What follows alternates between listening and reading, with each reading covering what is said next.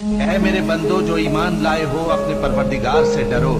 جن لوگوں نے اس دنیا میں نیکی کی ان کے لیے بھلائی ہے اور اللہ کی زمین کشادہ ہے. جو صبر کرنے والے ہیں ان کو بے حساب ثواب ملے گا. کہہ دو کہ مجھ سے ارشاد ہوا ہے کہ اللہ کی عبادت کو خالص کر کے اس کی بندگی کرو، اور یہ بھی ارشاد ہوا ہے کہ سب سے پہلے میں فرما بردار بن جاؤں. کہہ دو کہ اگر میں اپنے پروردگار کا حکم نہ مانوں تو مجھے بڑے دن کے عذاب سے ڈر لگتا ہے. کہہ دو کہ میں اپنے دین کو شرک سے خالص کر کے اللہ ہی کی عبادت کرتا ہوں. اب تم اس کے سوا جس کی چاہو پرستش کرو.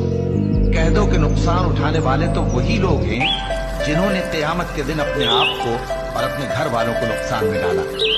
دیکھو یہی سراسر نقصان ہے.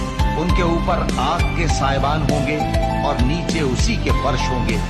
یہ وہ عذاب ہے جس سے اللہ اپنے بندوں کو ڈراتا ہے